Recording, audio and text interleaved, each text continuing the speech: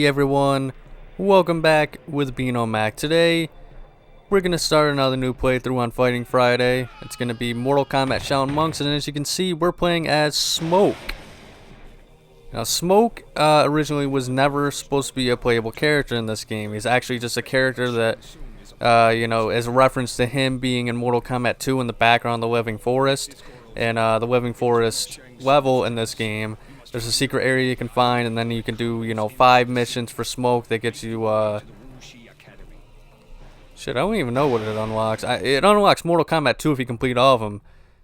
Oh, and I think you get, move upgrade points. Jeez, shows how long. It hasn't even really been that long since I played this game, but, I don't know, my head's not where it's at quite yet, just starting off this playthrough.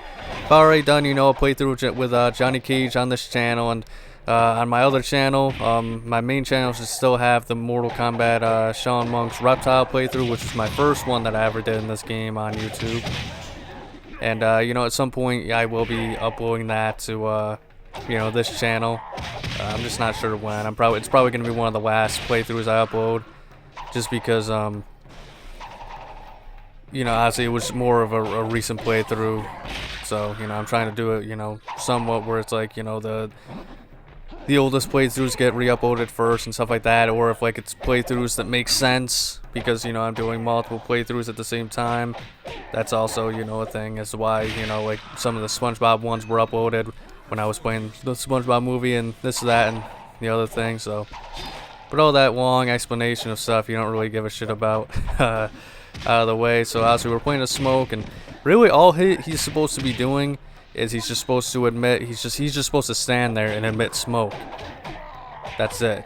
And honestly, in the game proper, that's all he does, and it's a pretty cool effect. And it's actually something, because the Smoke is so thick, you don't really ever get a good look at his character model. So it's really cool playing as him in this, because then you can actually see the details of what he's supposed to look like and resemble and stuff like that. And I decided to go, I have a GameShark hack on.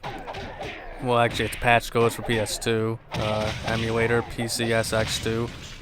Everything is in the description below if you're curious, how to play as Smoke.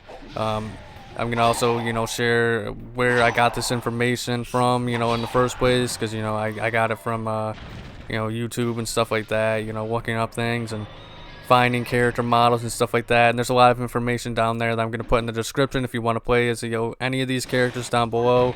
I'm not sure. We'll see. I'm not even sure if we can even finish this playthrough. I mean, there isn't really any issues so far, other than the fact that, freaking Smoke here is missing a good chunk of his torso. But we had a few glitches playing as Reptile, and I think that it was a lot more glitchy because you're not supposed to play as Reptile, even though he's, a full playable versus mode character. But we'll just have to see. Hopefully there's no game breaking issues with this or anything like that you have to worry about. And I'm using Scorpion's moves and stuff like that, because there's a hack that allows me to swap the moves. Because if I just try and play as Smoke, I could probably do some hacks if I looked hard enough or figured it out. I could probably do some hacks to where Smoke's regular moveset is Scorpion's and stuff like that. But I'm not that guy. I'm not that kind of hacker or anything like that. And so there's just a thing where you have the player 2 character that you set, and then there's a hack. Excuse me, and then there's a hack in which you you can press hold L2 and then press up and down, and you can switch between the characters that you're playing as, essentially, while using the same player 1 skin for both characters. Which, even if you don't want to use it to play as unplayable characters or something like that, that's just cool that you can switch between Kung Lao and Liu Kang, at least moveset wise, not appearance. But it's just really cool that you can do that kind of stuff through hacks. Shaolin Monks community seems to be really awesome with the hacks and stuff like that. Like I said, I'm going to leave everything in the description below if you want to try this stuff out yourself. And, any patch codes can also be translated into, GameShark codes to play it on your official PS2 with a GameShark code and stuff like that. That's what I used to do back in the day.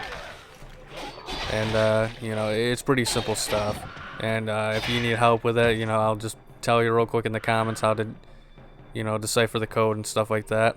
Whoa, whoa, whoa! Okay, here's some of those game-breaking glitches I was talking about. Okay, man. What the? What the? Oh God, what is going on? Oh no, we're spinning. T-posing and spinning. That's not a good sign. Okay, come on, come on.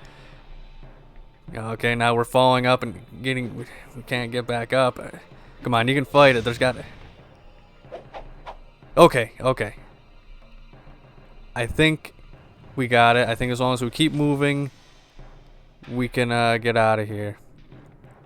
But I think I have to stop at the door. Boy, first room. Oh no! Oh no! This is not good. This is not good. Jesus Christ. What the hell is going on here? So, alright, this might be a very short playthrough, folks. I'm not gonna lie. 'Cause it keeps, like, pushing me to, like, what I assume is, like, the center of the room, like the 0-0 position or whatever. Which, I mean, we haven't fallen under the map yet, so we haven't died, but I think it's fixed itself, but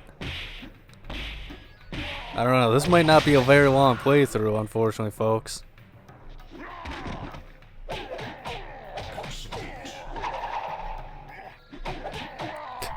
I love how they can just fall into the spikes like that.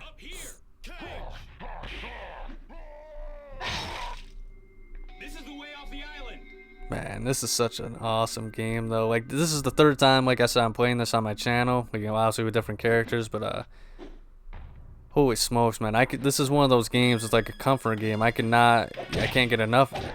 Am I holding that guy's head still? That's crazy. Yeah, this is, as you can tell, like, obviously this isn't meant to happen, so this is going to be a very, very, very glitchy playthrough if I can even beat it at all. But it's worth trying just because, you know, I haven't actually tried this yet. And theoretically, I mean, there's a lot of it that works. It's just, you know, it's struggling, but it's chugging along here, folks.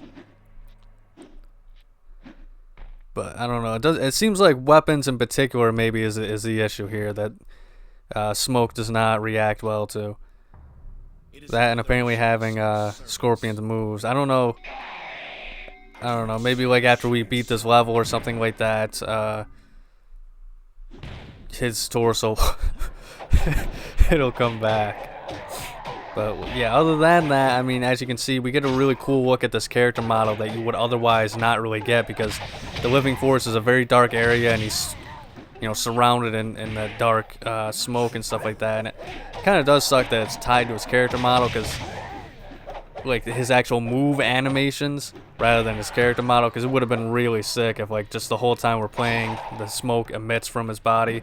I'm assuming maybe that's something that has to do with it too, because like I don't know, like I seen in the opening cutscene that he has like a proper torso. It's just when I switched moves it went away.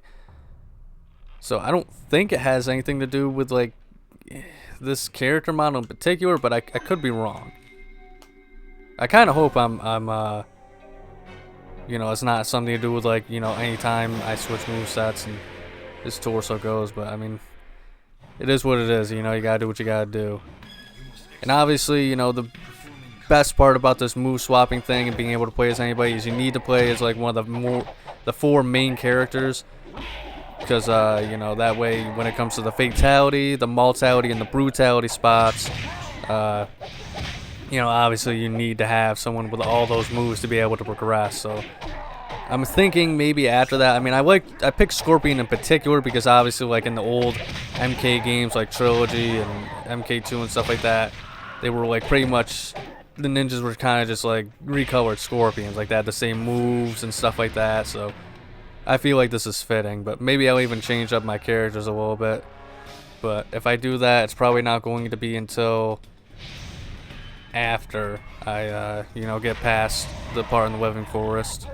But I'll even show you guys, you know, when we get there, you know, I'll probably stop by and show you where smoke is actually supposed to be. And that's kind of the thing I love about this game, is it's like, a lot of people say this is kind of like the perfect non-fighting Mortal Kombat game because it was based off of MK2. I've already ranted about this so many times in the other ones, but I mean, it's just worth talking about again. I mean, it took the best game they could have based something off of, which is Mortal Kombat 2, and you know, has all the arenas, you know, has MK1 stuff in there too. I mean, that pit arena that we were in a second ago, I mean, that's such a beautiful recreation.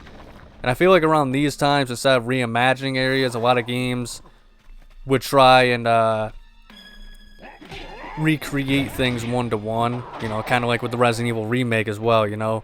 Resident Evil 2 remake, obviously, you know, I'm not complaining about it, but obviously, like, they changed up the entirety of the police station, and it's, you know, something new entirely.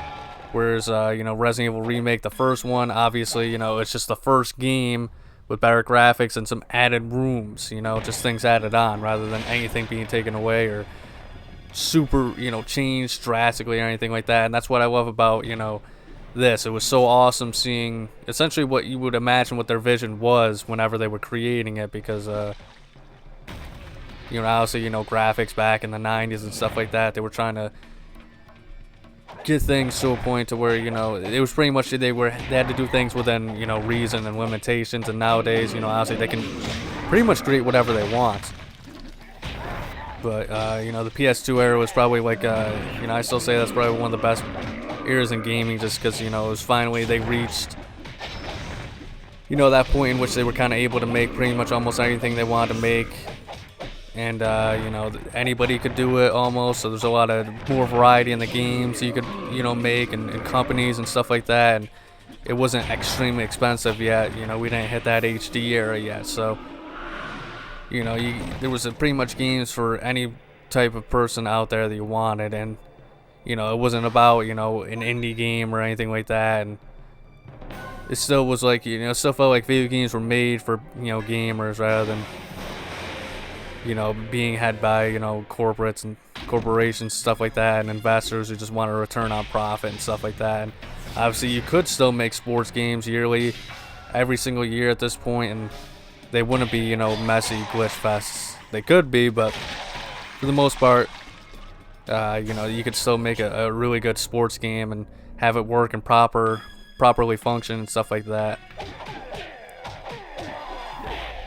Nowadays, I mean, just, I don't know. I mean, I don't think a Madden game or an NBA 2K game has functioned in like 10 years and people are still buying it every time.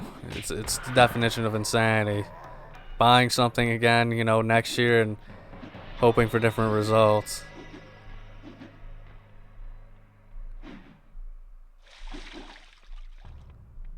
Alright.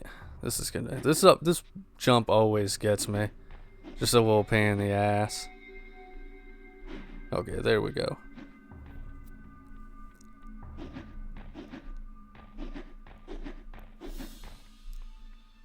Gonna quick save here, but you're not gonna see that because I don't want to waste you guys' time if I can avoid it. And I remember as a kid, I mean, this part with the masked guards, simplest thing ever, right? You just have to block these guys' attack and then wait for your opportunity to attack them. As a kid, I was just too much of an idiot to understand that, even though they would tell you over and over again how to deal with these guys. And even once you block like the first attack, you can just like toss them one after the other right off the bridge or something like that. But so, I don't know, I was just too stupid to understand it.